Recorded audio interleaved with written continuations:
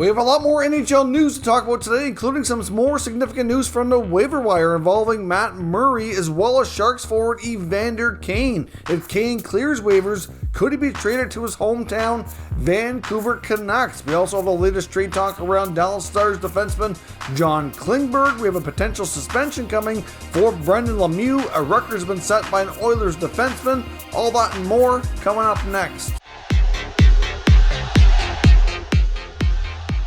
So welcome back to another video here at Top Shelf Hockey. As I mentioned, we have a variety of NHL news and rumors to talk about here today. Let's start with the news that we have a likely suspension coming for Los Angeles Kings forward Brendan Lemieux. Of course, they did battle last night with the Ottawa Senators, and late into the game, I believe there was only 5 or 6 minutes or so to go in the third period, he ended up in a tussle with Senators forward and captain Brady Tkachuk during their scrap, which really wasn't a full-fledged fight. At one point, they ended up kind of wrestling, basically trying to throw some jabs at each other on the ice, and then you could hear Tkachuk with his hand kind of saying, "He bit me." Anyways, after both players being escorted to the penalty box, you could see Brady Tkachuk talking to the referee, showing him his hand, and initially what was called was they were both given 4 minutes for roughing, and then of course Lemieux was given a major penalty as a match penalty, a 5-minute match, which allows them, by calling a major penalty, to conduct a full review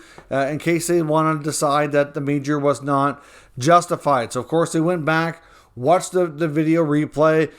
They could see enough evidence, as well as consulting with the linesmen who were trying to break them up, and they did hold the penalty, and he was indeed kicked out of the game, match penalty, which automatically gets reviewed by NHL player safety. It looks like he bit Tkachuk 2 different times. I'm not sure if it was, I think it was 1 on each hand by the looks of it. I know it was really hard. I was watching the game live when it happened, and you could tell something weird was going on by Tkachuk's reaction, and Tkachuk's comments post-game really doesn't have a lot of good things to say. Of course, not really surprising, but this Tkachuk-Lemieux rivalry dates back as well, with both of their dads, Claude Lemieux and Keith Tkachuk, having their fair share of battles and fights during their time in the NHL as well, so it's no love lost. Bloodline rivalry continues on here in the next generation, but essentially Brady Tkachuk called Brendan Lemieux a bad guy, a bad teammate. Nobody likes him. He said this was a move that you don't even see anymore. Something that maybe little kids would do. It's like a baby thing. He really berated him, and to be honest, I think he's justified in doing so. This is a pretty dumb move on my part. This is a pretty dumb move, I think, on Lemieux's part. And because he's been offered an in-person hearing for this potential suspension, he could be looking at 5+ games. So he's likely going to be in hot water here for an extended period of time. I know Tkachuk said to him as he was leaving the penalty box once he was officially kicked out, I believe he said, "Enjoy your suspension." So clearly he knew this was coming, but really not a good move by Brendan Lemieux. I'm not really sure what he was trying to accomplish. Kind of dangerous, kind of dumb, and he's going to be out for a period of time. We'll probably won't know for a day or two what the suspension is going to be. Even though he was offered an in-person hearing, the date had not been determined here as of yet, so we'll see where this goes. Oilers defenseman Kris Russell has set an NHL record, and you might be wondering, well, what kind of record would he have set? And it's actually for block shots. So Kris Russell broke the record previously held by former Blackhawk defenseman Brent Seabrook for most all-time shot blocks since it's been recorded, with 1,998. So he's blocked now like 2,000 shots in his career. That's an awful lot of sacrifice and an awful lot of bumps and bruises for the better good of his team and his teammates. So certainly, something that he can be honored to hold, and certainly I know something his teammates greatly appreciate his efforts that he puts in night and night out in that regard. I know sometimes Russell doesn't really get a ton of credit for being a great defenseman, but he has certainly been pretty steady and reliable, especially in that type of category. Now on to the news from the NHL waiver wire. Yesterday, Senators goaltender Matt Murray was placed on waivers. There was some talk that maybe he'd be claimed. The main teams we were looking at were the Sabres and the Coyotes, because they are somewhat desperate for goaltending help, but we all kind of thought maybe that the contract would be the deterrent here, and it looks as though that was the case. So Murray has cleared. He will be assigned to their AHL affiliate with Belleville, which is really, in my opinion, it's a shame, really, because the goalies down there in the Sens system, like Matt Sogard and Kevin Mandolese, have been playing very, very well. And now Murray's going to end up taking playing time away from them. So for the long haul, the long big picture here for the Senators, I'm not entirely sure that it's really what's best. But there has been some talk that a trade could be possibly being discussed with teams like the Sabres or the Coyotes, and that they might not want to take him on waivers. They might want to let him clear waivers, so if they do a trade, that maybe they'll have the option of placing him in their minor league affiliate without putting him through that and risk losing him again. So that might be an option. I mean, Ottawa could trade him even with salary retained. I believe he does have a little bit of trade protection though in his contract, so there might be a few teams that he can block and move to. At this point, he might be open to it given how things have not gone well in Ottawa. I know it was reported that he and his agent were not happy about being placed on waivers either, so I really don't know where that's going to go. Could he be moved? It's possible. The Senators might have to either take another contract back that the acquiring team is not fond of themselves. Maybe hopefully something a little either shorter or less expensive. Maybe mix in some kind of another asset to offset. I don't know. But it's difficult to say. They're not going to get out of that contract without giving up something, to pay for it, right? So they either have to add something as an incentive or take something back that the other team isn't crazy about to even things up. So we'll see where that goes. But Murray did end up clearing. And then the Senators placed Logan Shaw on waivers today. He's been getting some fourth line center duty. Of course, they recently picked up Adam Gaudette on waivers just in the past couple days. So the Sens have been very busy on the waiver wire between placing and acquiring players through this method. And with the arrival of Gaudette, makes Logan Shaw expendable to go back to the minors, and he does need waivers to do so. So I'm not really sure he'll get picked up. I don't think he's been, getting that much attention or that much, really fanfare. So I would imagine he'll likely clear and can go down to Belleville as well. But we will see. But the other much bigger, more surprising news on waivers today, like Murray was yesterday, is Sharks forward Evander Kane is on waivers now. It looks like the Sharks want absolutely nothing to do with him and have no intention on ever bringing him back after everything he's been through off the ice, all the baggage, all the drama. The suspension that's almost over here when it comes to the NHL, all those investigations. The only thing that was found that he was really punished for was the falsified vaccine record for his COVID-19 shot that he had to prove. And other than that, all the other allegations, most of which come from his estranged ex-wife or soon-to-be ex-wife that they're going through court battles with, have been unfounded.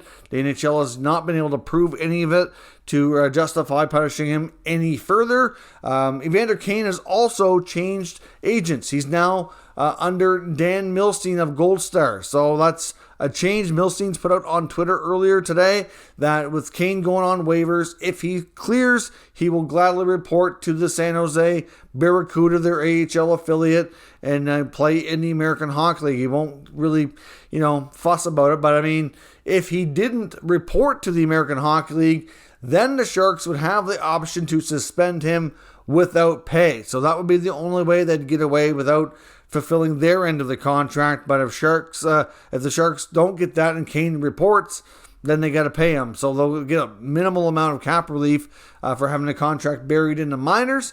But of course, there's also talk from guys like Rick Dhaliwal, who cover the Vancouver Canucks, that this is another player, like we've seen so many times recently, that there is some trade talks taking place. One of them believed to be his hometown Vancouver Canucks inquiring. The Sharks are reportedly willing to eat up to 50%, which is the maximum allowed on the salary that they can retain to facilitate a trade. He's making $7 million a year, and so that would cut him down to $3.5 million. But he still has another 3 years left on the contract. So it's a fair bit of term and a lot of money, even at 50%. Do you want to take the chance to bring that reputation and everything that comes with Kane into that locker room? I really don't know, but I would have to think at $3.5 million, there's a much greater chance and odds that a team would take a chance because he, as much as you can say what you want about him off the ice, he is a good hockey player, can help you score some goals and be productive when he's on his game. He was arguably the Sharks' top player last year and most productive. So, it's a catch-22. You get the on-ice play, but you have to accept the off-ice stuff that comes with it. And there's no signs, at least not yet, that he's really, moved on and matured enough. It's been this way his whole career. You have to think some things are just never going to change. But at the end of the day, like I said, it makes sense for teams to wait, let the player clear waivers first.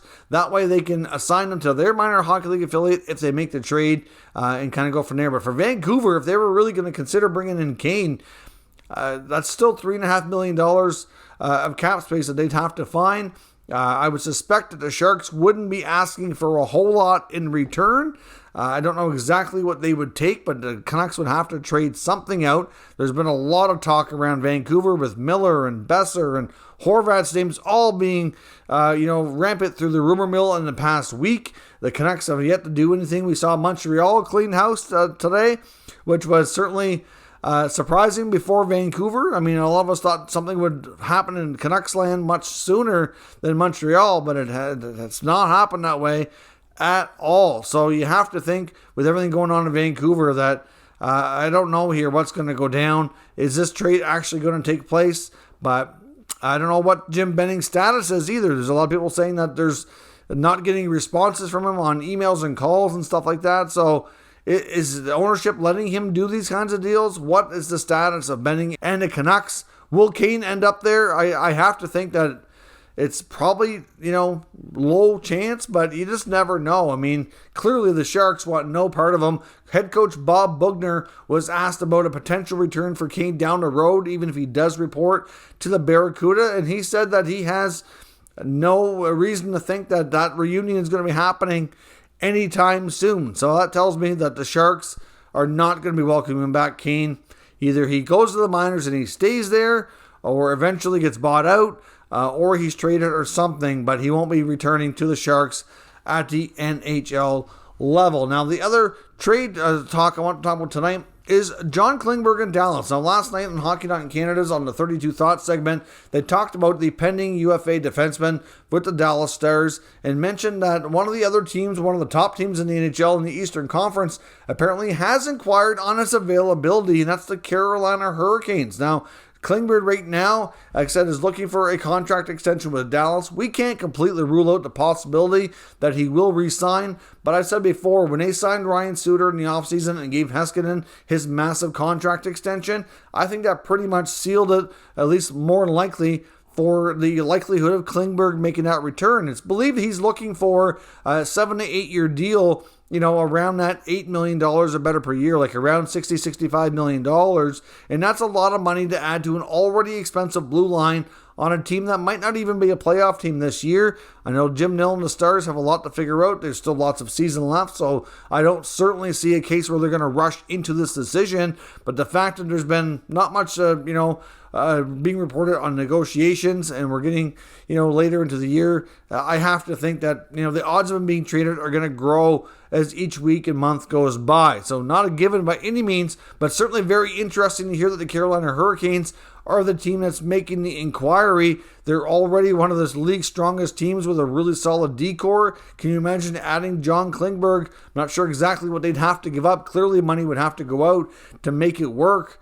But that would be one heck of a blue line heading into the playoffs. And the Carolina Hurricanes, even without Klingberg, are scheduled to be, likely to going to be, one of the top teams with Stanley Cup aspirations. So let me know what your thoughts are. Do you think the odds are better that he be traded or re-signed with the Dallas Stars? Or could John Klingberg end up with Carolina? What do you think they'd have to give up to make that happen? Let me know your thoughts down below in the comment section, and we'll discuss further. If you're new to this channel, make sure you subscribe and stick around. We'll keep you up to date with all the latest news, rumors, and analysis on all 32 NHL teams. Thank you for watching, and I'll catch you next time.